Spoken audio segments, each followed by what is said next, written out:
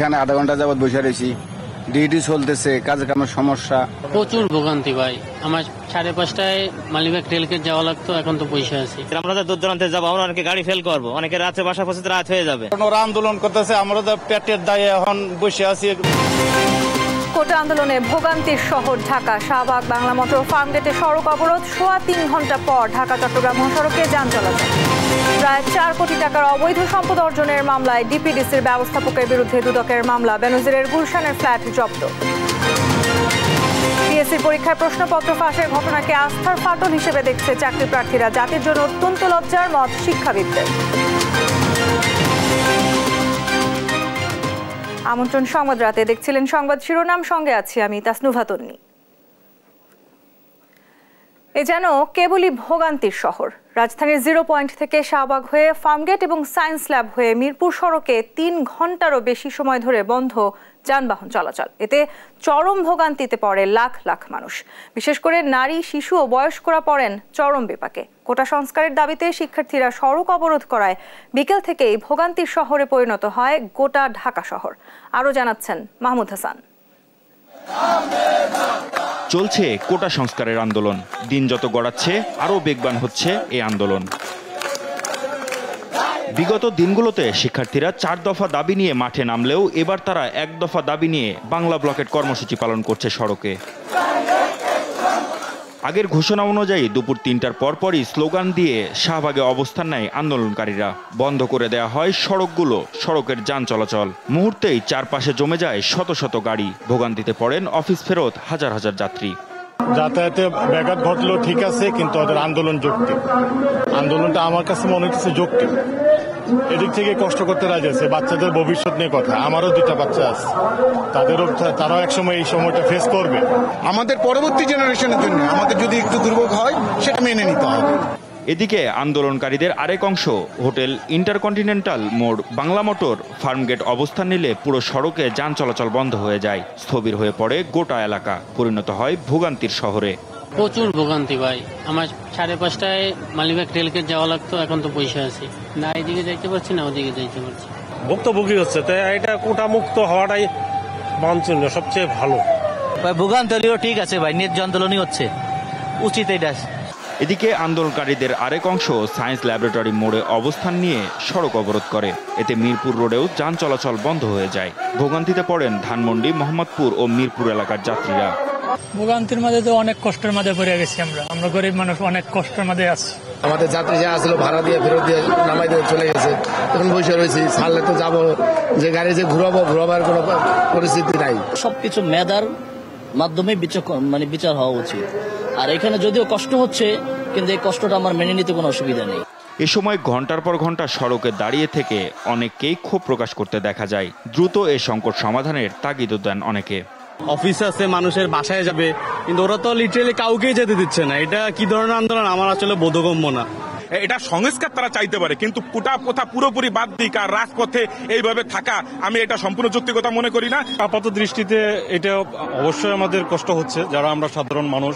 তবে হ্যাঁ, যে আন্দোলন হচ্ছে, আমার মনে হয় সরকার এবং তাদের মধ্যে নেগোসিয়েশন করে একটা যৌক্তিক সিদ্ধান্ত আসা উচিত। এরা ছাত্র লেখাপড়া করে দেখে অনেক খরচ আছে, সেই খরচ করে যদি লেখাপড়া করে ফলটা যদি না পায়, তাহলে এরা কি করবে? সন্ধ্যার পরও রাজধানীর গুরুত্বপূর্ণ এই সড়কগুলোতে যান চলাচল বন্ধ ছিল।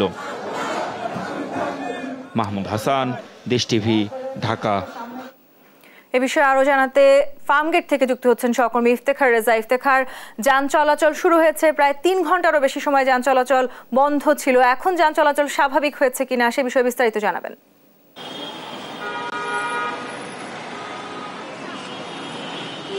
ধন্যবাদ। আমরা ফার্মগেটের যে চিত্রটাই দেখতে পাচ্ছি, সেটি হচ্ছে যে 7:30টার দিকেই মূলত সড়কটি ছেড়ে দেওয়া হয় এবং যান চলাচল অনেকটাই স্বাভাবিক, এবং যে জ্যাম থাকবার কথা ছিল সেই জ্যামটি খুব একটি পড়ছে না বা লক্ষ্য করা যাচ্ছে না। এই কারণে যে বিভিন্ন যে সড়কগুলো রয়েছে, সেই সড়কগুলোর যে যানবাহনগুলো রয়েছে, সেগুলো অনেকগুলো যানবাহন শেষ মুহূর্তে এসে পিছনে ব্যাক করে চলে যাবার একটি সুযোগ পেয়েছিল। সেই সুযোগ পাওয়ার কারণে মূলত সাধারণ জনগণ ভোগান্তি এড়াতে মূলত যে সড়ক দিয়ে তারা ফার্মগেটের দিকে এসেছিল সেই সড়ক দিয়ে তারা ফিরে যেতে পেরেছে। সেই কারণে মূলত এখানে যানবাহন চলাচলটা অনেকটাই কম মনে হচ্ছে বা স্বাভাবিক মনে হচ্ছে। জ্যাম হবার যে আশঙ্কা বা যে বিষয়টি থাকে যে ভয়, সেই ভয়টি যেটি ছিল সেটি মূলত খুব একটি লক্ষ্য করা যাচ্ছে না। এবং আমি আপনাকে জানিয়ে রাখতে চাই যে এই কোটা আন্দোলন মূলত 1 জুলাই শুরু হয়। সেই 1 জুলাই থেকে শুরু হওয়ার পর তাদের দাবি আদায় না হওয়ার কারণে মূলত আজ 8ম দিন 8 জুলাই পর্যন্ত দীর্ঘায়িত হয়েছে এবং এখন পর্যন্ত কোনো দাবি দেওয়া পূরণ হয়নি।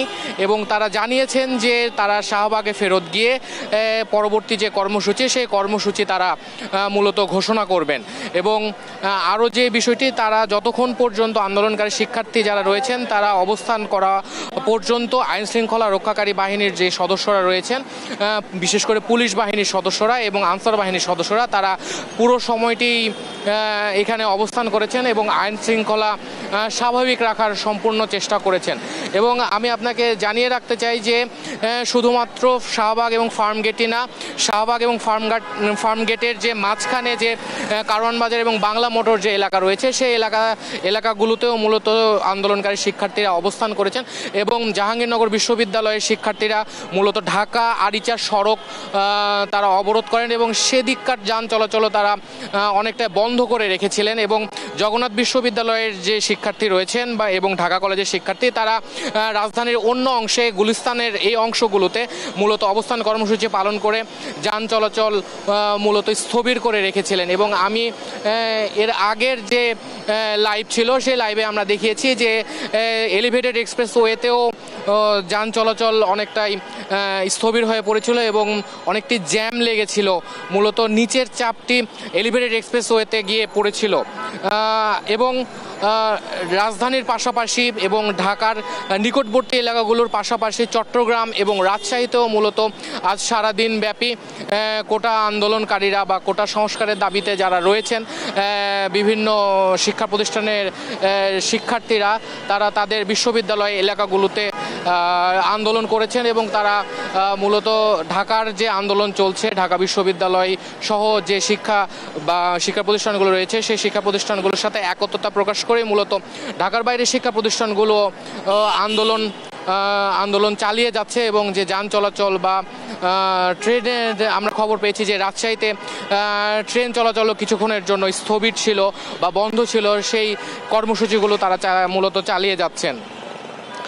তবে এই আন্দোলন চলাকালীন ইমার্জেন্সি বা জরুরি যে চলাচলকারী রোগী বা অ্যাম্বুলেন্সের চলাচলের যে বিষয়টি থাকে সেই বিষয়টি মূলত আমরা লক্ষ্য করেছি যে অ্যাম্বুলেন্সকে ছাড় দেওয়া হয়েছে এবং রোগী যারা রয়েছেন তারা খুব সহজেই চলে যেতে পেরেছেন। সে বিষয়টি নিয়ে মূলত তারা খুব একটি ঝামেলা করেননি বা তারাই মূলত সহযোগিতা করেই যে অ্যাম্বুলেন্সগুলো পার করে দিয়েছেন এই পয়েন্টগুলো। এবং ছোট যে ব্যক্তিগত যে গাড়িগুলো রয়েছে সেই ব্যক্তিগত গাড়িগুলো মূলত যেতে দেওয়া হয়নি। ছোট ব্যক্তিগত মোটর বাইক বা সিএনজি বা বড় যানগুলো তো অবশ্যই, এই ছোট যানবাহনগুলো যেতে দেওয়া হয়নি মূলত আন্দোলন চলাকালে বা অবস্থান চলাকালে। এবং দূর দূরান্তের যে বা যারা যাত্রী ছিলেন, যারা ঢাকার বাইরে যাবেন বলে অপেক্ষা করছিলেন, বিভিন্ন যানবাহনে চলাচল করছিলেন, তারা মূলত ভোগান্তিতে পড়েছিলেন। এবং তারা আমাদেরকে জানিয়েছেন যে তারা সেই নির্ধারিত বা নির্দিষ্ট গাড়িতে, যে গাড়িতে তারা টিকিট করেছেন সেই গাড়িতে বা সেই ট্রেনে তারা ফিরতে পারবেন কিনা সেটা নিয়ে তারা মূলত সংশয় প্রকাশ করছিলেন। এবং বিভিন্ন যে যারা রয়েছেন, বিভিন্ন লোকাল বাসের যারা যাত্রী যারা রাজধানীতেই চলাচল করছেন, তারা মূলত কাছাকাছির দূরত্বের হলে বা কিছুটা দূরত্বের হলেও বেশিক্ষণ সময় আন্দোলনকারীরা গাড়ি বা যানবাহন চলাচল বন্ধ রাখবার কারণে মূলত তারা হেঁটেই রওনা করেছেন এবং হেঁটেই চলাচল করেছেন বলে আমরা দেখেছি। তবে এখন পর্যন্ত যে আন্দোলন আমরা লক্ষ্য করেছি সেই আন্দোলনে মূলত শান্তিপূর্ণভাবে তারা অবস্থান কর্মসূচি পালন করেছে এবং সেই আন্দোলনে তারা জানিয়েছেন যে দাবি আদায় না হওয়া পর্যন্ত তারা আন্দোলন চালিয়ে যাবেন। তবে দাবি আদায় না হওয়া পর্যন্ত যদি আরও বেশ কিছুদিন তাদেরকে আন্দোলন চালাতে হয় তাহলে তারা সেটি করতে তেও তারা প্রস্তুত রয়েছেন বলেও আমাদের জানিয়েছেন। এবং আগামীতে আন্দোলনের রূপরেখা কেমন হবে বা আন্দোলন তারা কতদিন দীর্ঘায়িত করবেন বা আন্দোলনের ধরন কেমন হবে সেই বিষয়গুলি মূলত আজ শাহবাগ থেকে আবার আগামী দিনের জন্য ঘোষণা করা হবে বলে তারা জানিয়েছেন। তো এই ছিল ফার্মগেট এলাকা থেকে কোটা আন্দোলনের সর্বশেষ তথ্য। ইফতেখার, আপনাকে ধন্যবাদ। দর্শক, ফার্মগেট এলাকা থেকে কোটা বিরোধী আন্দোলনের সবশেষ পরিস্থিতি জানাচ্ছিলেন আমাদের সহকর্মী ইফতেখার রেজা। এদিকে কোটা সংস্কারের দাবিতে উত্তাল ঢাকার বাইরের পাবলিক বিশ্ববিদ্যালয়গুলো। শিক্ষার্থীরা ক্যাম্পাসে বিক্ষোভ মিছিলের পাশাপাশি সড়ক, মহাসড়ক ও রেল লাইন অবরোধ করে। সহকর্মীদের পাঠানো তথ্যচিত্রে টুম্পা আফরোজের ডেস্ক রিপোর্ট। দেশের সড়ক, মহাসড়ক ও রেল লাইন অবরোধ করে কোটা সংস্কারে নিজেদের দাবি আদায়ে সর্বোচ্চ বার্তা দিচ্ছেন শিক্ষার্থীরা।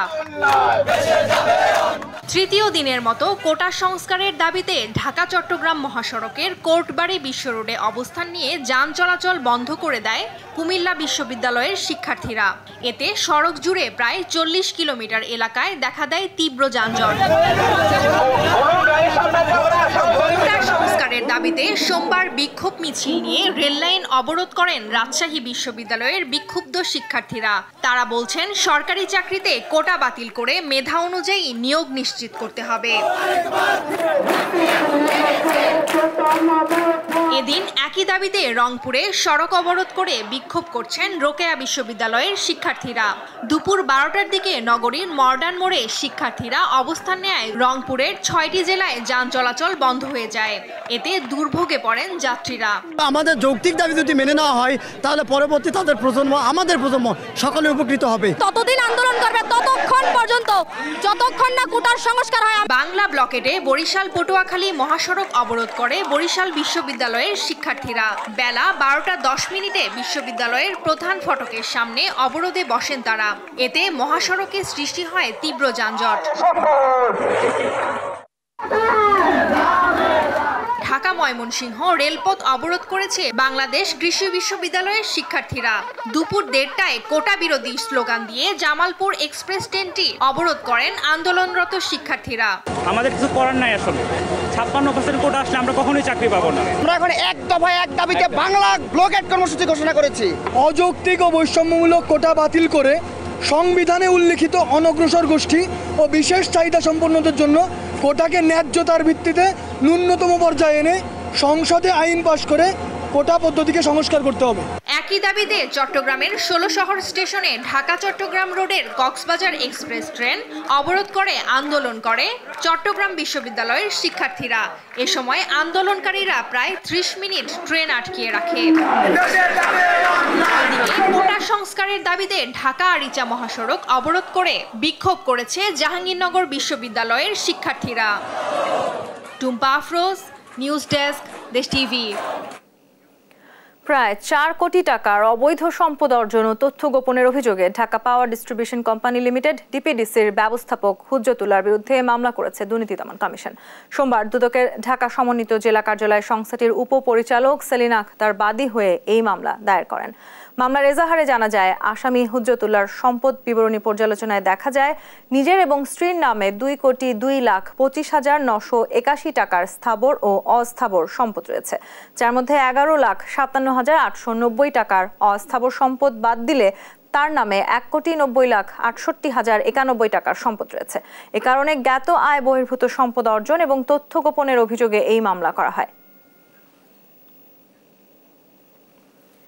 পুলিশের সাবেক মহাপরিদর্শক বেনজির আহমেদ ও তার পরিবারের সদস্যদের নামে থাকা গুলশানের র্যাঙ্কন আইকন টাওয়ারের 4টি ফ্ল্যাট দেখভালের দায়িত্ব নিয়েছে দুদকের রিসিভার কমিটি। সোমবার দুদকের সম্পদ ব্যবস্থাপনা বিভাগের একটি টিম পরিদর্শন শেষে দায়িত্ব বুঝে নেন। এর আগে গেল 27 জুলাই আদালতের নির্দেশে রিসিভার নিয়োগ দেয় দুদক। বিস্তারিত হাসান মাহমুদের রিপোর্টে। অবৈধ সম্পদ অর্জনের অভিযোগে গণমাধ্যমে সংবাদ প্রকাশের পর আলোচনায় পুলিশের সাবেক আইজিপি বেনজির আহমেদ। বেরিয়ে আসে বিপুল অবৈধ সম্পদের তালিকা। ব্যাপক সমালোচনার মুখে এসব অবৈধ সম্পদের বিষয়ে অনুসন্ধান শুরু করে দুর্নীতি দমন কমিশন দুদক। এরই মধ্যে বেনজির বিদেশে পাড়ি জমালে তার সম্পদ ক্রোকের নির্দেশ দেয় আদালত। দখল নিতে থাকে সরকারের বিভিন্ন সংস্থা। এরই অংশ হিসেবে সোমবার গুলশানের 126 নম্বর সড়কের র্যাঙ্কন আইকন টাওয়ারের বেনজির আহমেদ ও তার পরিবারের সদস্যদের 4টি ফ্ল্যাটের দায়িত্ব বুঝে নেয় দুদকের রিসিভার। জেলা প্রশাসনের কার্যালয় থেকে একজন ম্যাজিস্ট্রেটের নেতৃত্বে একটি টিম সেখানে ইনভেন্টরি করে। ইনভেন্টরিতে যে সকল তথ্য পাওয়া গেছে সেগুলি তারা লিপিবদ্ধ করে কমিশনে যথানিয়মে সাবমিট করবেন। এটি আদালতের নির্দেশ। সেটা এখন যেহেতু ক্রোক করা আছে, এটা দুদক সিলগালা করে এসছে ওনাদের কার্যক্রম সম্পন্ন করে। গেল বছর 5 মার্চ র্যাঙ্কন ভবনের একই সঙ্গে 4টি ফ্ল্যাট কেনেন সাবেক আইজিপি বেনজির আহমেদ। এর মধ্যে 3টি ফ্ল্যাট স্ত্রী জিসান মির্জার নামে, অপর ফ্ল্যাটটি বেনজির আহমেদের ছোট মেয়ের হয়ে নিজের নামে কেনেন বেনজির। এর আগে 27 জুন আদালতের নির্দেশে রিসিভার নিয়োগ দেয় দুদক। সোমবার জেলা প্রশাসকের একজন ম্যাজিস্ট্রেট ও দুদকের সম্পদ ব্যবস্থাপনা বিভাগের পরিচালক ভবন পরিদর্শন শেষে দেখভালের দায়িত্ব বুঝে নিয়ে সিলগালা করেন। পুলিশের সাবেক আইজিপি জনাব বেনজির সাহেবের গুলশানে যে ফ্ল্যাটটি আছে সেই ফ্ল্যাটের রিসিভার হিসেবে আমাদের দুদকের একজন ডাইরেক্টরকে নিয়োগ করা হয়েছে বিজ্ঞ আদালতের আদেশ মতে। 26 মে বেনজির আহমেদ ও তার স্ত্রী সন্তানদের নামে থাকা 119টি স্থাবর ও অস্থাবর সম্পত্তি ক্রোকের নির্দেশ দেন আদালত। হাসান মাহমুদ, দেশ টিভি, ঢাকা। এ যেন আস্থায় ফাটল ধরানো। বিসিএস সহ নন ক্যাডার পরীক্ষার প্রশ্ন ফাঁসের অভিযোগ উঠেছে খোদ পিএসসির 12 কর্মকর্তার বিরুদ্ধে। গেল 12 বছরে বিসিএস সহ অন্তত 30টি নিয়োগ পরীক্ষার প্রশ্ন ফাঁসের অভিযোগ উঠেছে। এতে তীব্র ক্ষোভ জানান চাকরি প্রত্যাশীরা। আর শিক্ষাবিদরা বলছেন, পিএসসির বিরুদ্ধে প্রশ্ন ফাঁসের অভিযোগ জাতির জন্য অত্যন্ত লজ্জার। আরও জানাচ্ছেন মাজহারুল ইসলাম। গেল শুক্রবার পিএসসির অধীনে রেলওয়ের 516টি পদে নিয়োগ পরীক্ষার প্রশ্নপত্র ফাঁসের অভিযোগ ওঠে। 2 কোটি টাকার বিনিময়ে প্রশ্ন ফাঁস করেন পিএসসির উপপরিচালক আবু জাফর, যার অন্যতম সহযোগী ছিলেন অফিস সহায়ক সাজেদুল ইসলাম। এরপর বিভিন্ন পরীক্ষার প্রশ্নপত্র ফাঁসের অভিযোগ আসতে থাকে পিএসসির বিরুদ্ধে। এসবে জড়িত প্রতিষ্ঠানটির উচ্চ পর্যায়ের কর্মকর্তা থেকে নিম্নতম কর্মচারী পর্যন্ত। অভিযোগ আছে চক্রটি 46তম বিসিএস প্রিলিমিনারির প্রশ্ন ফাঁসের সঙ্গেও জড়িত। চাকরি প্রত্যাশীরা জানান, পিএসসির কর্মকর্তার প্রশ্ন ফাঁস লাখ লাখ বেকারের সাথে প্রতারণার শামিল। গতকাল যে প্রশ্ন ফাঁস হয়েছে, এই প্রশ্ন ফাঁসের মধ্যে পিএসসি চেয়ারম্যান তার দায় এড়িয়ে গিয়েছেন। তিনি বলছেন তিনি এই বিষয়ে কিছুই জানেন না। এই বিষয়ে আসলে আমরা আসলেই হতাশ। সর্বশেষ আমাদের জায়গায় ছিল হচ্ছে পিএসসি, আস্থার জায়গা, সেই জায়গা এখন আর থাকলো না। আমরা এই পিএসসির যত কর্মকর্তা কর্মচারী এই দুর্নীতির সাথে যুক্ত আছে সকলের প্রত্যাহার দাবি করছি এবং পুনরায় হচ্ছে আমরা এই ধরনের পরীক্ষাগুলো আয়োজন করার দাবি জানাচ্ছি। আমরা এতদিন বলে এসেছি যে অ্যাটলিস্ট অন্ততপক্ষে বিসিএসটা অনেক ফেয়ার নিয়োগ হয়, বাট কালকে নিউজটা দেখার পরে আমরা সবাই একদম স্তম্ভিত হয়ে গেছি। অনেকে আছে এমনও হয়েছে যে ঘুমাইতে পর্যন্ত পারে নাই, যে সারা বছর পড়াশোনা করে যখন এরকম একটা নিউজ দেখতে হয় তখন আসলেই আর কথা বলার মতো ভাষা থাকে না। আর শিক্ষাবিদরা বলছেন, বেকারদের আস্থার প্রতিষ্ঠানটির বিরুদ্ধে এমন অভিযোগ লজ্জাজনক। এতে জড়িতদের বিরুদ্ধে দ্রুত ব্যবস্থা নেওয়া উচিত। প্রশ্নপত্র ফাঁসের সঙ্গে যুক্ত এবং বেশ কিছু পরীক্ষার প্রশ্নপত্র বিভিন্ন সময়ে ফাঁস হয়ে গেছে বলে বলা হচ্ছে। তো এটা যদি হয়, এটার থেকে দুর্ভাগ্যজনক আর কিছু হতে পারে না। মেধার ভিত্তিতে চাকরির জন্য আন্দোলন করছে, তো সেই মেধা কিভাবে মূল্যায়িত হবে যদি সেখানে প্রশ্নপত্র ফাঁস করে প্রশ্নপত্র পেয়ে কেউ কেউ পরীক্ষা দিয়ে চাকরি পেয়ে যায়। জনপ্রশাসন মন্ত্রণালয় তাদের এখানে তদন্ত করা দরকার আছে। প্রতিষ্ঠানের ভেতর থেকে কতটুকু এর সঙ্গে জড়িত সেটা আগে দেখা। নিশ্চয়ই এদের সাথে বাইরেরও অনেক যোগাযোগ আছে, সেগুলো চিহ্নিত করা। ভবিষ্যতের নিয়োগ প্রক্রিয়ায় প্রতিষ্ঠানটিকে আরও সতর্ক হওয়ার পরামর্শ দিয়েছেন শিক্ষাবিদরা। 1 কোটি টাকার মতো। মাজহারুল ইসলাম, দেশ টিভি, ঢাকা। নরসিংদীর রায়পুরায় আলাদা স্থান থেকে ট্রেনে কাটা পড়া 6 জনের মরদেহ উদ্ধার করেছে পুলিশ। এর মধ্যে উপজেলার কমলপুর এলাকার রেললাইন থেকে 5টি মরদেহ উদ্ধার করা হয়।